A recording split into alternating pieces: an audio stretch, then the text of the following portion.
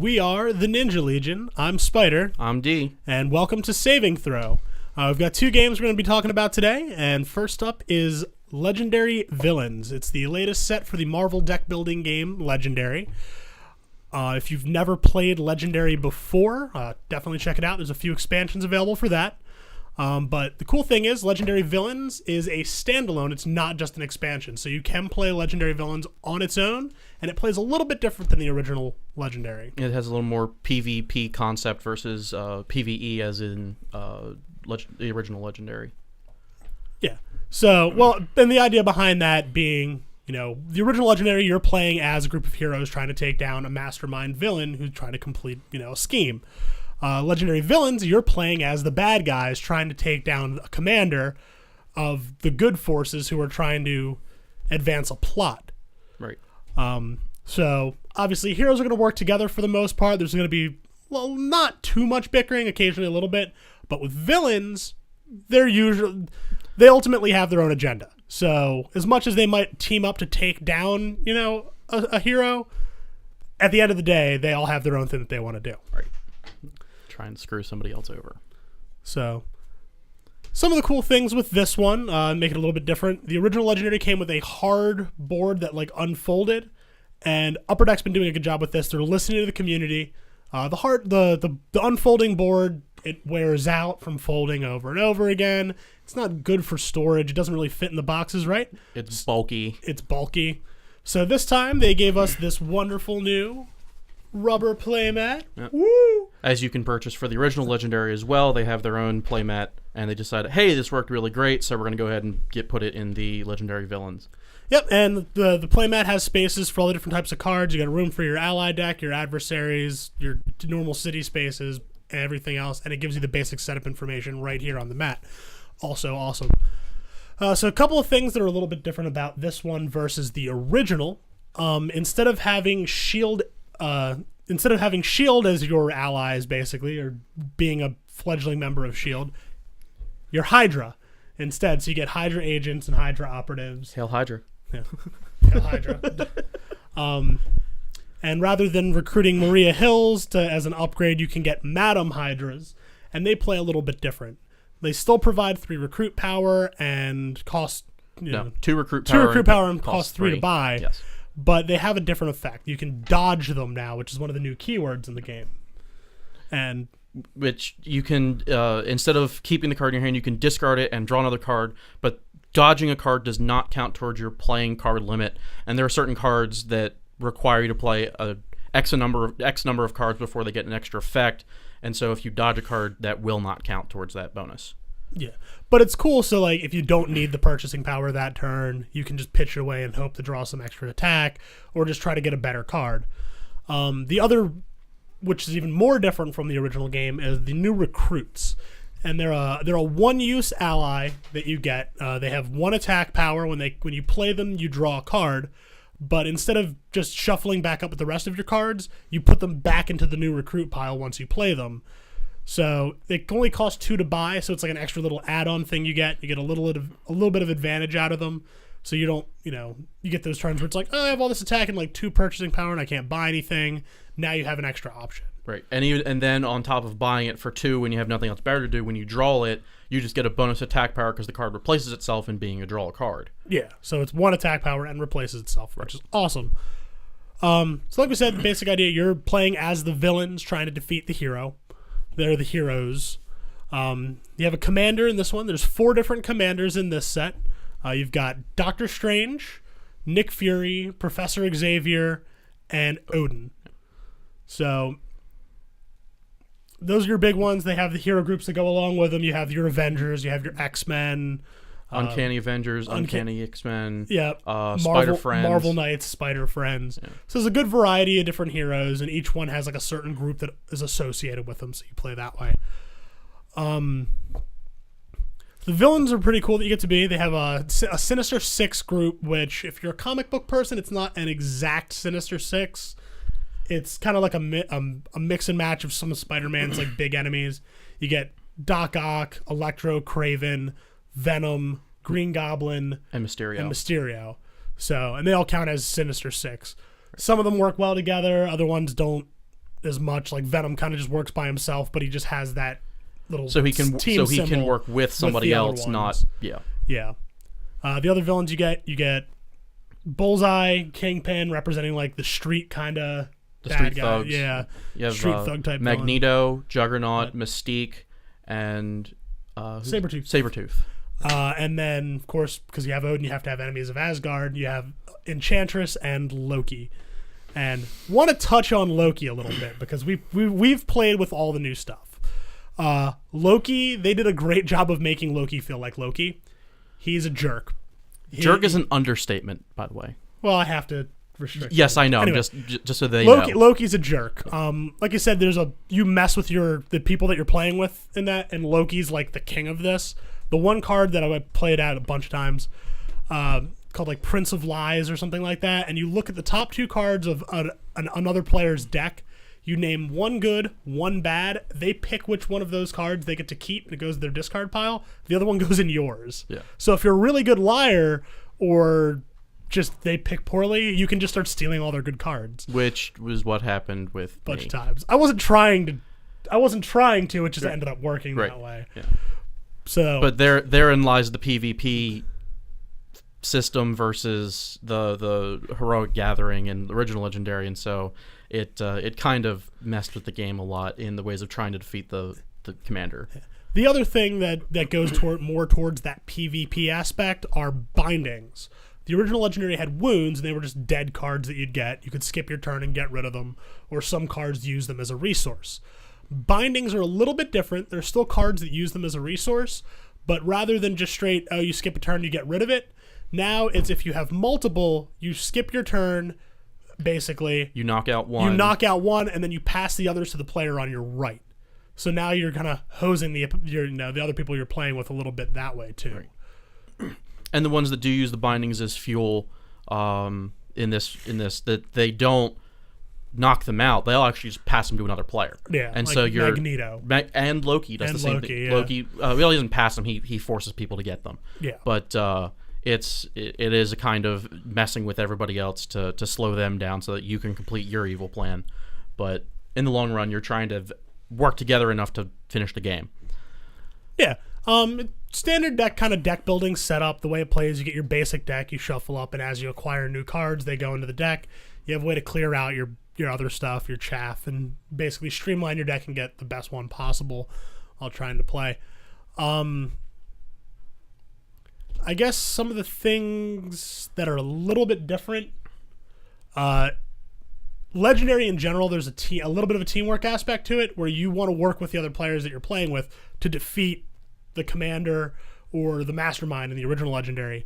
It's not strictly just like, let's see how I can mess with everybody else and get the most points for myself. Right. Yeah, that's part of the game. You get points for defeating things, but if you want to end up winning, you have to help everybody else a little bit. You have to kind of work together. There are competitive legendary tournaments, but if you're playing with your friends, and you're not trying to be, try not to hose everybody, you generally don't necessarily count victory points at the end. Like we don't count victory points at the end. We just try and beat the game because then we feel more accomplished and we're not like, oh, I won, not you. So, but And when we played through the first time with it, we did kind of thematic games where whoever we had as like the commander, the plot would be related to the character. Like there's, graduate from Xavier's school where we use Professor X as the commander. Or, Thor's coronation where it was Odin.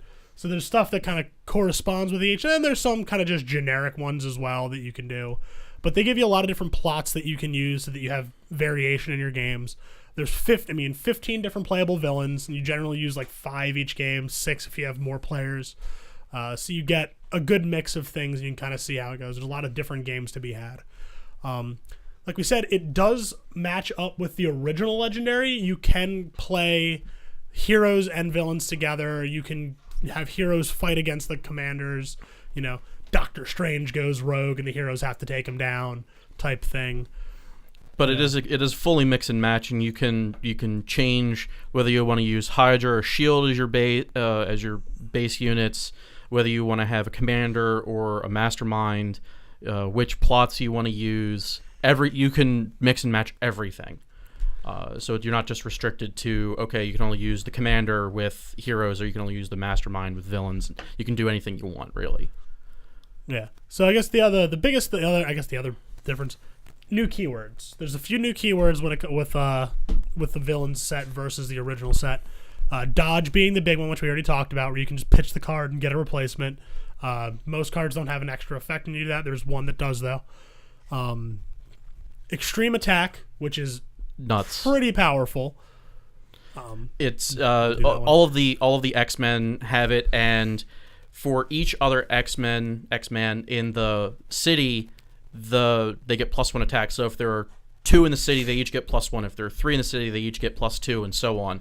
But they could get out of hand pretty fast if you're playing with regular X-Men and Uncanny X-Men, where they all have extreme attack. So if the city's loaded up, they all get +4. And things like Wolverine or Jean Grey are 7 and 6 respectively, so they can be 10 or 11 attack on just base guys, which is even stronger than most commanders. Yeah, and with that you have X-Men First Class, Uncanny X-Men, and the Uncanny Avengers that all have that keyword. Right. Not all the Uncanny Avengers have it, but some of them do. So if you get those hero groups together, then you're dealing with much more powerful opponents than just on the board than you normally would. Elusive. That one can also be a bit of a problem. With Elusive, you have to have produced as much purchasing power as it requires on the card. Like Wasp requires Elusive 7, so you have to have produced 7 purchasing power. You don't have to spend it to fight her, you just have to have produced it, but she only has 1 attack. And then, Ant-Man is Elusive 4, you have to have produced 4 purchasing power on the turn to even fight him. So, it's a bit of a, you have to be balanced in that sense. Yeah, it's supposed to be representative of not every hero you can beat with just straight brute force. Sometimes you have to, kind of maneuver a little bit and use some other resources to pin down that hero and then take him out. The other new mechanic is Demolish, and this one can become very annoying. Very bonkers pretty fast. What Demolish is you reveal the top card of the ally deck, which is where you build your deck out of. You note how much that card costs to recruit, put her on the bottom of the deck, and then each player has to discard any cards from their hand that cost that much. Right. So and things like the Hulk, when it enters, you demolish twice. Then when you fight him, you demolish twice again. And if he escapes, you demolish twice. Then Nick Fury as a commander, his command strike that he gets, each time you play that, you demolish equal to the number of command strikes there are. So it's 1, then 2, then 3, then 4, then up to 5. And since he always leads the Avengers, he always has Hulk. He always has Thor. Yeah, other heroes that demolish you, either whether they enter or whether they overrun. They can wreck turns pretty good. Yeah, it's very reminiscent of Apocalypse in the original Legendary. Yeah. So I guess the negatives to it, because there are a couple things that I wasn't a huge fan of. The PvP element is a little rough. I like the cooperative nature of the original game, and I get why they're going with a little more PvP for this. I mean, it fits it fits being villains, right? But it's the whole screw your neighbor aspect of it's not as much fun, I guess, in my opinion. The hero cards are a little bit uninspired. They didn't do too much work trying to make them original compared to their legendary counterparts. Most of the card effects for the heroes that you get or the adversaries match up to the hero cards that you played with in the original legendary set. Right. Things like Deadpool comes to mind. Whenever you fight him, the next hero you recruit goes into your hand. Daredevil, sorry. Which is exactly the one of his cards in original legendary Backflip does the exact same thing. Yeah, to the point where we started referring to what they did as the cards from the original set. Right. Wolverine gets stronger for every card you draw. Yeah, during that turn. I'm trying to think of the other ones that are pretty blatant. Captain America gets more powerful the more different card colors in the layer in play. Right. And then even like the commander stuff, like Nick Fury as a commander, his effects when you fought him were similar to his card effects. I mean, they even copied one. Pure Fury. Yeah, just straight up you same name as the card. Right, and you have almost the exact same effect. It just uses a different card type to determine it. And then Odin. Odin's car, all of Odin's things felt like Loki's from the original game. Like they were very similar. Even his Master Strike felt it's close. It's similar to Loki. Similar. So they were sort of a little bit lazy, but it still works. Yeah, all in all, I mean it's still a fun game. Legendary is awesome. I can't wait to get to sit down and try out crossing the games over, because we played with just the villain stuff at first, just to get a feel for that, because it's made to be played by itself too. We'll sit down, we'll go over, and we'll mix and match heroes and villains and get some games in that, and we'll come back and talk about that another time. I would recommend going out and picking it up. If you don't have the original Legendary, again, you can play it by itself. If you do, it's a great add-on. It gives you more options, varies your games up a bit more. If you're just a comic book person, it's awesome, like getting to play as comic book villains and heroes. Like that was what made me buy the original game. I'm a Marvel guy. I'm like, cool, I get to play as all these Marvel characters. And I started playing with Spider here, and I like deck building games to begin with, and then I found this out, and I like it because it's I like the original because it was cooperative and not trying to mess with everybody else or trying to win by yourself. And then then kept buying the expansions and now villains, and I really enjoy the game, so I totally recommend getting it. But I also do recommend get the original Legendary before you get villains, because it allows you to play just the base game. You're not trying to mess with other people. It allows you to learn how to play the game a little better, and then when you get villains, you'll understand how things work, how you can try. If you don't want to be that guy that wants to mess with everybody, you can avoid certain hero or villains. You can avoid trying to be the bad guy, and actually try and win. So yeah, so scale of 10, I'd say 8.5 probably, just because some of the elements of it aren't as original as I would have liked them to be, and I don't like the PvP aspect as much. I would probably go about an 8. It's still it's still a very good game, but it sort of feels it's not quite as good as the original game. All right, so our second game that we're going to talk about is Coup, and it's kind of a card game. It's a politics game, ultimately, is what it is. Yeah. Each player has 2 advisors that they get. They have 2 advisors that they get, and each advisor has a different effect that you can use. But when you get them, no one else knows what they are besides you. So you can basically use any effect from any of the advisors that you want to, but other people can call you out. Right. So if they're like, you don't have that card, then you can prove that you have that card, they lose one of their advisors, and you move on. Or if you can't, then you lose one of yours. Well, that's not always true. If you are challenged and saying, that you got called out, if you choose not to prove that you have that card, then the effect that you chose to do just does not happen. But if you do prove that you have that card, then your opponent your opponent loses one of their advisors. They have there's a duke, an ambassador, a captain, an assassin, and a Contessa, yeah. And they all have different effects. Some can mess with the other ones. But it feels it's all about lying. It's essentially playing poker in a different version of a game.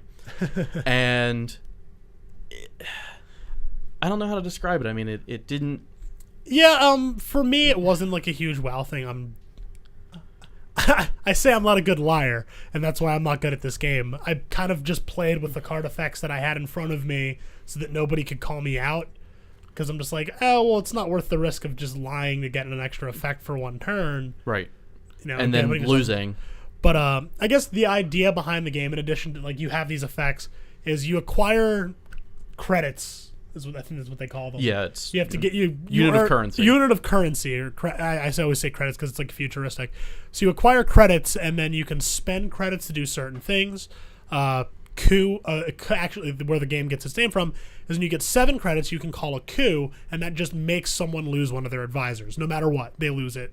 There's no counter. There's no way to stop it. Nothing. You just pay 7, they lose one of their advisors.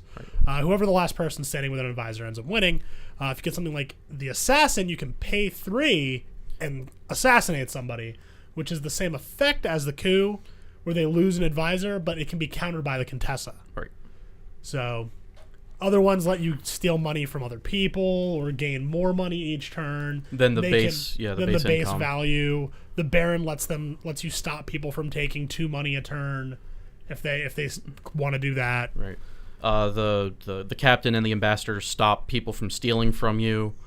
And the ambassador can switch out for other people. Right. You can trade your ambassador with the deck and see if you can draw something better. You can replace it, or you can just leave it alone. You don't have to trade it.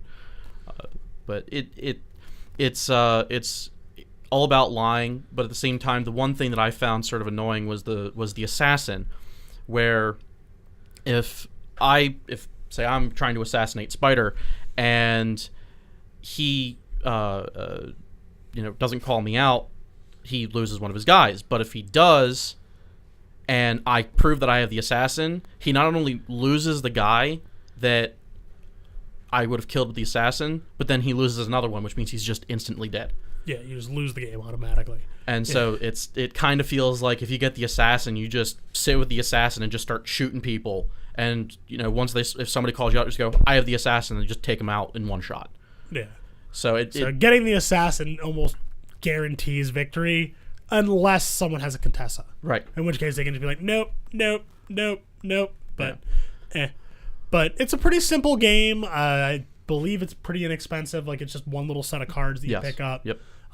If you're more into that kind of, bluff, gambit, or gamble kind of thing, that might be a game for you. Not really my thing, but the artwork on the cards is nice. I'll give it that. They did a good job with the design of the game. I did appreciate that. It's kind of felt very Shadowrun-y. Yeah. That was the impression I got. It was like kind of Shadowrun looking, like cyberpunkish. But so yeah, pretty much it. Not a lot to really go into detail with this for Coup. No, it was it's a very short, simple game. No setup time. You just deal out cards and go. Boom. Yeah, real quick and easy. So I guess on a 10 scale, 4, maybe 5. It's not. I don't think it's a bad game. It's just not my style. I would have to give it about the same. Maybe a 6 for being just strictly a bluff and gamble and gambit game. But at the same time, I'm a Spider where I'm not that kind of person. I don't necessarily like to lie. I can, but I'm not good at it. And then it's it's just not my thing. So, but if like he said, if it is your kind of thing, totally recommend getting it because it's inexpensive. Give it a try, play with your friends, mess with them, that kind of stuff. Cool. Well, I think that does it for this episode of Saving Throw. Thanks for tuning in. We are the Ninja Legion. I'm Spider. I'm D. And we'll see you next time.